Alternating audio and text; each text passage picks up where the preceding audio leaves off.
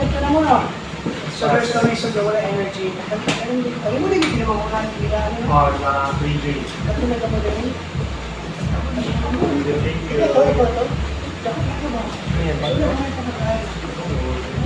Magtanong ako sa video. Hindi na rin bataas mo.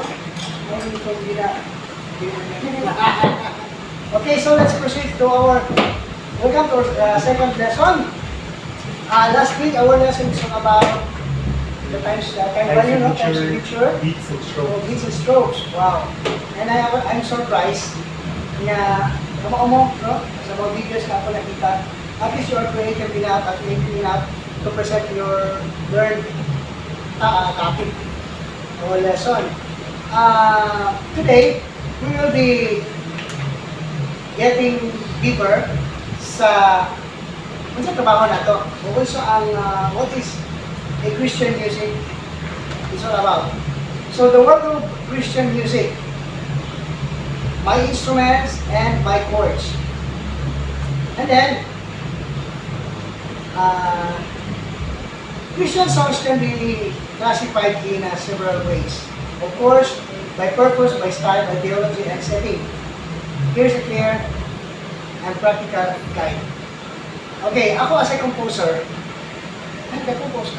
Di ba kami kapag mag-compose? Kung gusto na, doon naman ito itawag kong inner na kinaiya o inner na kakayahan to compose a song. Magsugod kasi sa point, hindi mo kapunutan. Then, sometimes it's good to read Proverbs. Dali ka kapag makuha na idea sa Proverbs. It's a very, very poetic, poetic chapters. So, ako ang nagahimo ko kanta. Pinaka mga maingon ako na masterpiece na ko is The Uyay. I am not the original writer, but I only arrange. Ako lang nag-apat na harmony. Sa melody, ang nagsulat si Bong Quintero. He is my mentor sa theater arts, a director. In theater arts, a repertory director. Ako as a protege, syempre kailangan magpa-impress, no? Kailangan may alam din. So, I was given an assignment to, sige, ito yung lyrics, gawaan mo ng melody. Ako naman, you know, in times of creativity, in times of pressure, yan nagagawa sa natin creativity. But, baliktad ko, if there's no pressure, ang nagkakita ko, wala yung musunod sa kumuna-una. So, kailangan ko rin mong i-pressure para magawa sa creativity. Baliktad ko. There are other people, other individuals na di siya makahimong o kanagwa, di siya makahimong makakompose kung wala siyang pressure. Ang uban kayo, kung dito ba? Ganun dito buwan, kung dito mo sumok-sumok. Diba? Ako lang ko, kapag kadagay ko, wala ko ginagawa yung pressure ko, diyan mukha na, taas ang sa agalamin sa pagpakunan. Okay, so, by purpose and functions in worship. Ano niya siya? Itawag niya siya, it's not really the classifications, but this is the mga parts niya. No? Unang-una, praise songs. Ang atong unang-una sa praise songs are upbeat songs that celebrates God's greatness and works. Okay. Example. How great is our God? Who knows the song? Isa na kayo lang ng kanta. Kanta daw.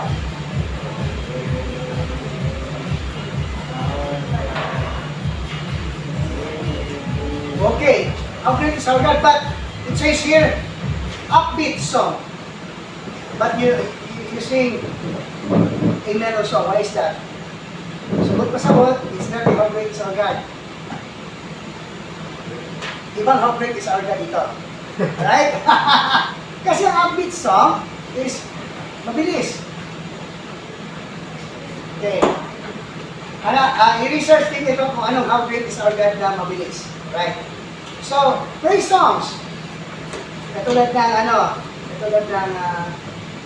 bawang nagbuhat sa kalalitan. Ikaw ang Diyos na nagbuhat sa kalibot. Update mo siya. Tapos, nagdahig. Sige mo, ikaw ang Diyos na nagbuhat sa tanang may... Nagulat ka, pamilya mo sa kakadili. Ano na magdadahig sa ino na... What else? Tagay pa po yung sample sa praise songs. Pagdaig ha? Pagdaig eh. Hindi pa rin siya worship song. Pagdaig na song, pagdaig. But of course, don't get me wrong. Sometimes praise song, may mga lyrics na nag-worship. Pagkasimbahon ka, praise na worship na. Okay. Tagay pa ko another example sa praise na song.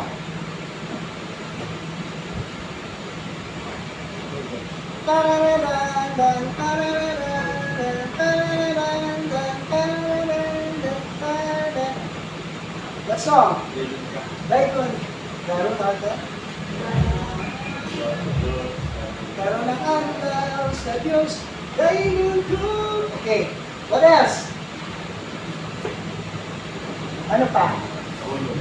Dahulog. What's dahulog? Mahulog sa pagdaling ko. Yes, that's it. One more. Ano pa? Ha? Adaw, kata. Adlaw, malipay. Okay, naay dapat na stress. Alright. So let's move on. Sa worship songs. Worship songs, more intimate. More focusing on adoration and surrender. Okay. May kulit yung gitara. Ibig mo kata. Okay. So, worship songs. Give me an example of worship songs. Okay na, kanina. Naka-stand ya? Hindi, balik ka silo.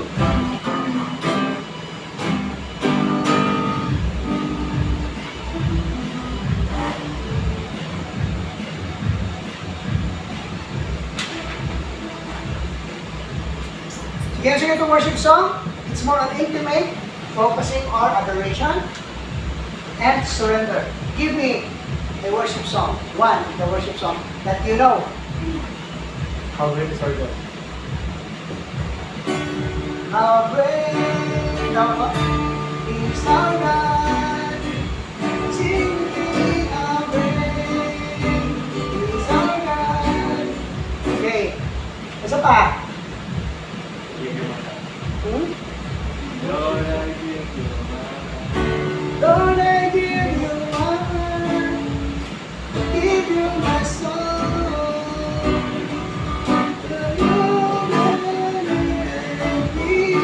Every breath that I take. Okay, so pa. Come on. Lead me to the Lord. Stop, bro.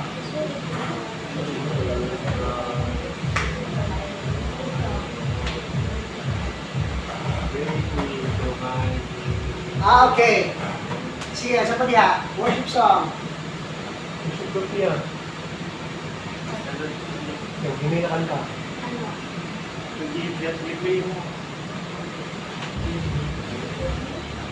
As long as it is intimate, focusing on adoration and surrender.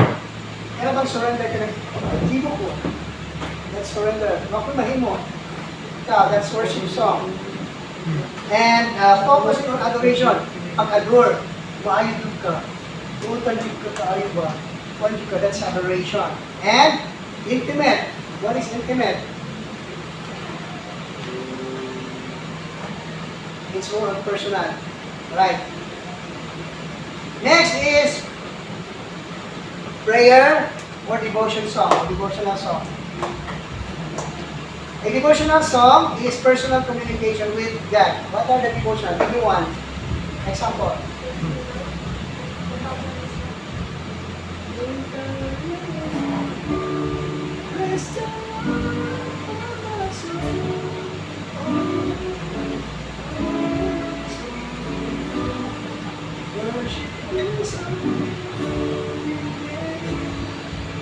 Personal? Tama ba? Personal song. Give me a personal song. Goodness of God.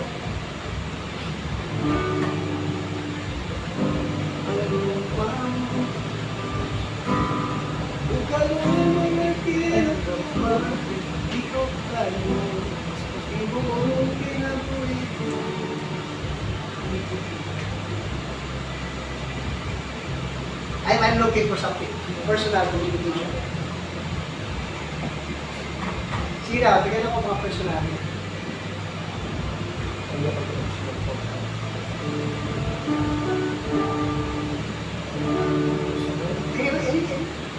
Hindi, personal song. Kata.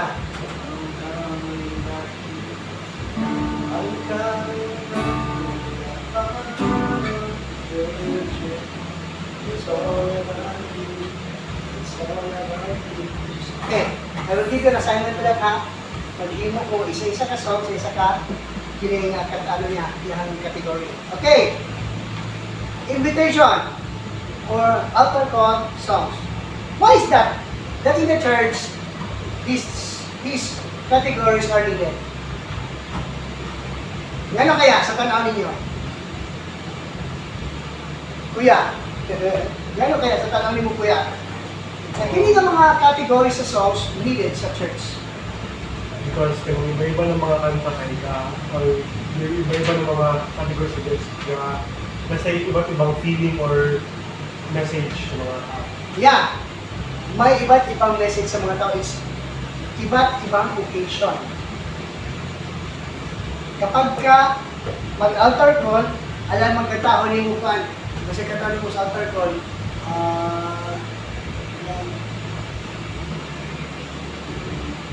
Hiwang himaya, kamalan ka. Dili ba na sa invitational song? O sa ganyan mga invitational song? Kanang draw near. Draw me close to you. Draw me close to you. Forever let you go. Yeah. Invitational song. Or, tungod kay ang nagkanta is ikaw man, so it is your song to yourself. Okay, yan mo na Lord, ipaduod ko. But, we need an invitational song for others.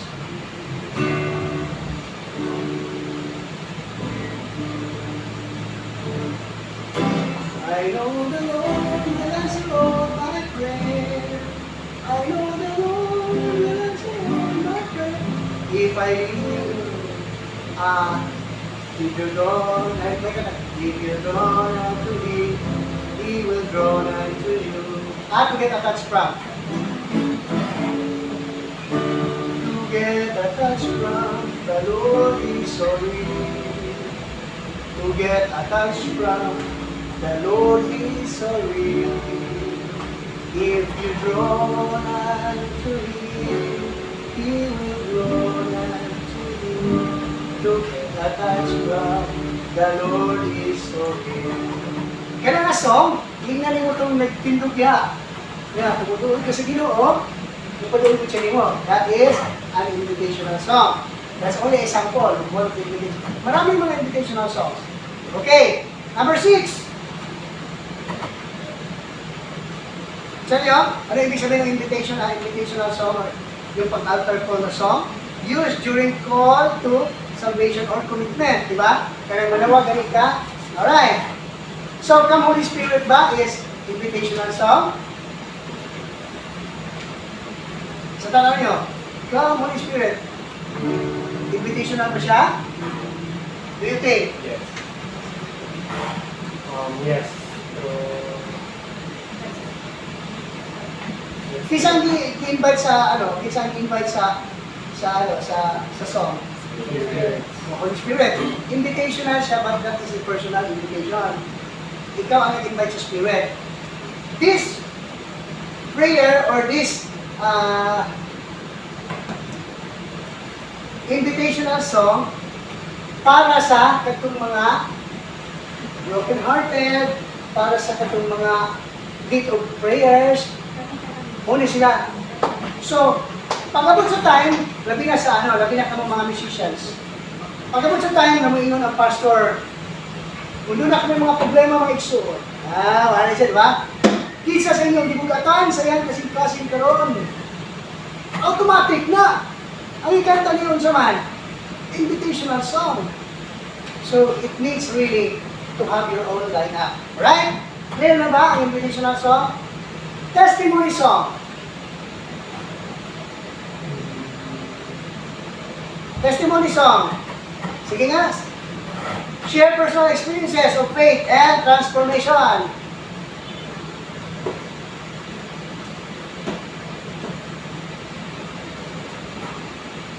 Wala! Ang Diyos na ayaw, nakitali at iman, wala kaniya pasakin. So, nagkatestimonyo ka, maayos siya sa mga kagabuhi. Panahon sa atong kaisdaan. Wala yung mga itabog testimonya. So, nagka-testify ka. Right. Pero ha, ayaw mo kalimot, importante ni siya sa music team. Alright. Then,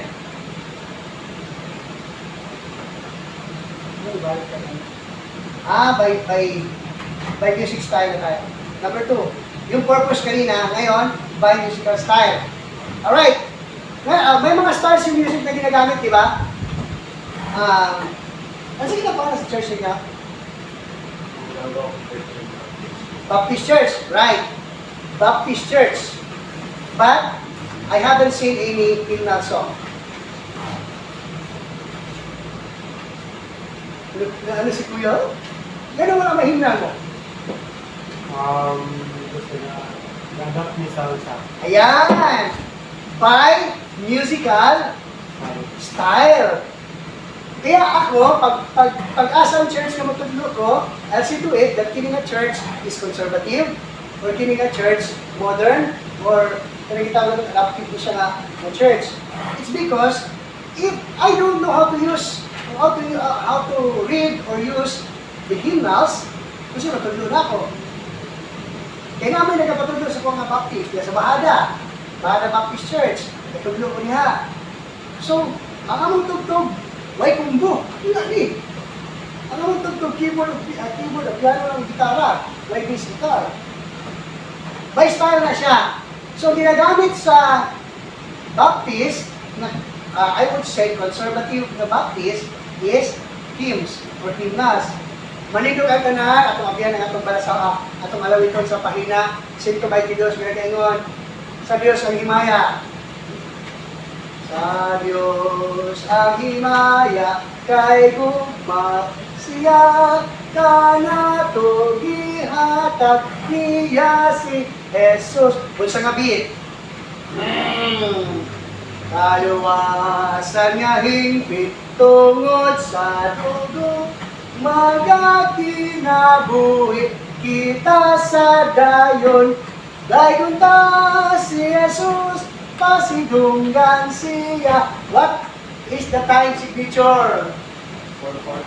Ha? 4/4. 4/4 daw. Are you agree? Do you agree? Oh, hindi siya masugot. Ikaw, say time. Hindi. What is the time? 3/4 time. Why? 1, 2, sa Diyos ang himaya, kay gugma siya. Oy, that's wrong.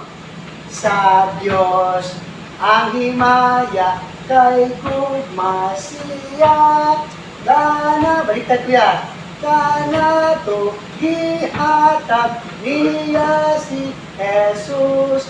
Kaluwasan nga higit tungod sa dugo, magakinabuhi kita sa dayon. That's 3/4 time. Okay, himnas na gamit na. Alright? Gospel.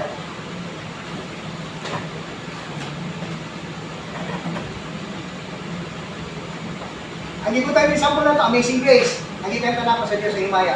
Sa gospel, rooted in African American church tradition, expressive and soulful. Okay, wala sample iko tayo. expressive daw, and soulful. Gospel.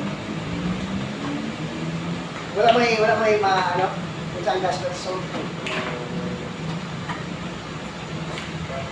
Sige, number 3 ta. Ako yung question niya po ni balik ako sa inyo for research. Contemporary Christian music, CCM. Modern sound, radio-friendly, and Christian music. Alam na. Ang mga kwan, mga contemporary na mga songs na modern sound, radio-friendly. Kwan, ang sabay mga radio-friendly.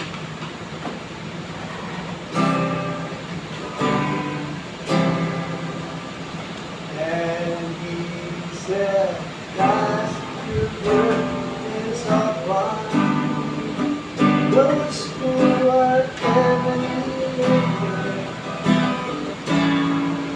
unto me, and I will be." Okay, number 4. Muna ni ang atuwa praise and worship kung ito gamit. Congregational worship songs used in the churches. Muna atuwa. Christian rock, pop, and rock. Nakita na mo Christian rock? Nakita na mo? Church yun ha, church yun. Na ang inahantuan is rock and roll church. Ano yun?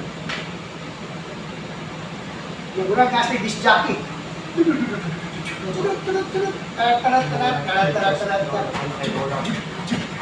Sabay yun. Kita naman ha? Ako lang po ka simba na din. Pero, nakita na mga church nga na. Actually, nakadungog ko. Dahil nag-church pina sa Sunny Point na inaanak daw. Naanak daw ang mga taga namang may church sa Sunny Point. So, wala siya mag-ahong, inaanak daw. Ano kayo? Upbeat yun daw kayo.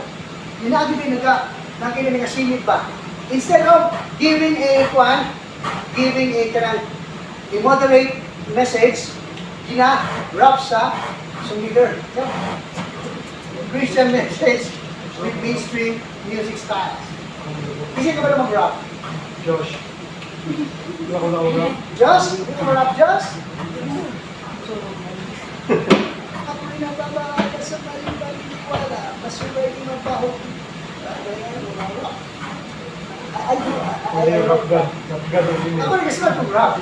Kaysa ako mga stage play, tayo mga rap na touches. To communicate people. Right. Labi nagtaas na kayo ang dialogue. Imuuna ko ng song, pagpili layo ng maminaw. Okay. So, number 6 is Christian instrumental. No issues for creation. Ano matata sa YouTube, di ba? Dapat kayo paminaw ng instrumental ng bago. Dapat nag-uubay sa inyo pag hindi siya instrumental na kuhan. Isa nagkata ito, nagkata ng klasikal, no? Tinang, meron ng mga ano. Ang kuhan, ang instrumental is kuhan siya. Conservative siya na minor lang na halimbawa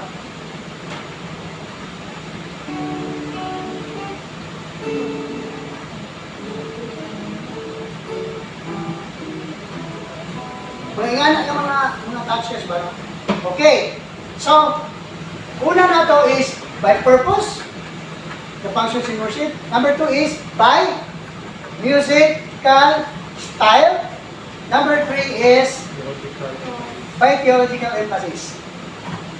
By theological emphasis. To give meaning of theology is what is in the Bible should be followed. Theology ang tawag na. Okay. Mayroon tayong tinatawag na grace-centered songs, naka-focus on salvation by grace through faith. May mga kanta din tayong cross redemption songs centered in Christ's sacrifice and the resurrection victory song. Naka-focus ito sa celebrate Jesus' triumph over death. Number 4, the Holy Spirit song, focus on the work of the Holy Spirit. Number 5, the Kingdom mission song, emphasize evangelism and discipline. Diyan nagalay ang Then number 4 na siya. So ikatulo na ito nga topic is by theological emphasis. Grace-centered song, nakafocus on salvation and grace through faith. May mga cross-redemption song centered in Christ's sacrifice. Number 3 is, basa. The restoration. Sige, basa. Celebrate. Okay, number 4.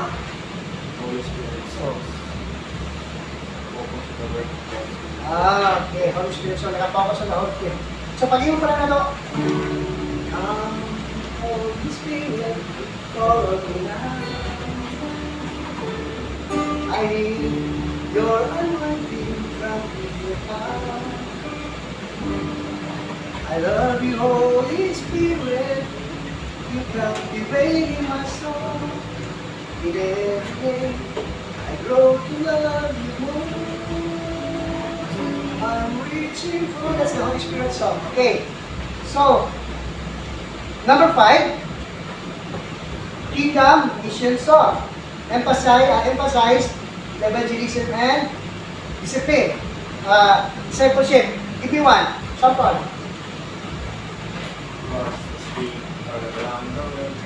Ganun? Sino? The mission.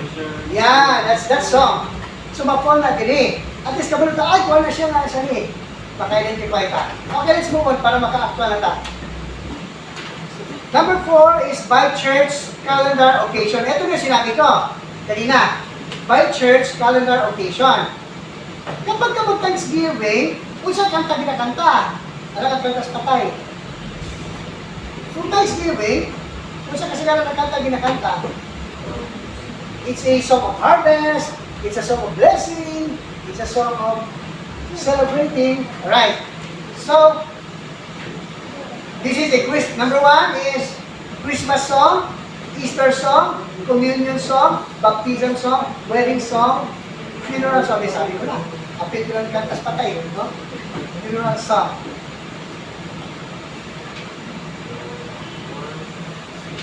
Okay. Christmas song. Go. Whenever I see. Okay. Makamarinig ka. Alright. Easter song.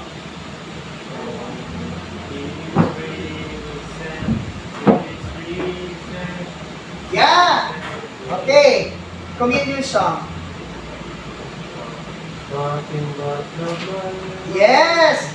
Hindi ka ba na namumukang tao doon sa... Maka-arrange na mo sa inyong mga lineups. Then, wedding song.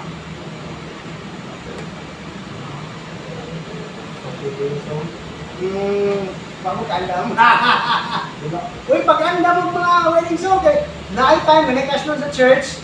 Unya, mangitag singer. Kamu magkanta. Diba? Kung sa may sample, sa mga wedding song. God gave me you. Ano? Basta ba? Basta ito kay Kwan, kay sabi, kaya kanta na, I don't deserve this, you know, perfect. Okay, alright, okay. Funeral song, importante. Ako, master ko rin funeral song. Funeral song? Yeah. Kaya nag-hisno to, gigan sa abo, padulog sa abo. From dust to dust. Hindi yung another one bites to dust, ha? Another one bites to dust. Hey! Hindi yun. Ha?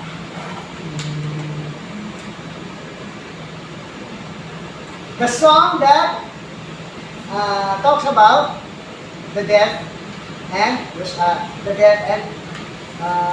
tawag nila, paglubong. Interment, right? And hope song. Kaya hindi kamatay din mo, makikita mo siya sa langit. Diba? Muna nga song. Sa batayan ha, by church, calendar occasions. Okay. May mga simple summary tayo. Christian songs can be by group.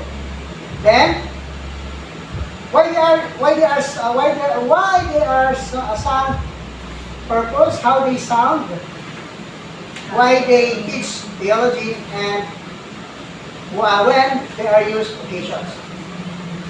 Alright. See, maraming pwede natin magagawang bagay na na pwede natin pwede natin pagagandahin pa. So, this is only a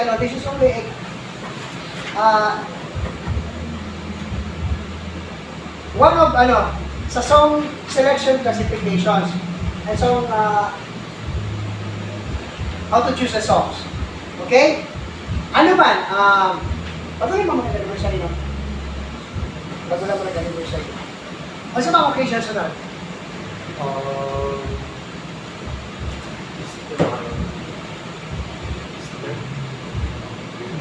Easter, anniversary. Ha? Mga anniversaries. Anniversaries, yes, anniversaries. So anniversaries are feast. Mga feast song. No? Sa mga feast na song. Mahilig po mo sa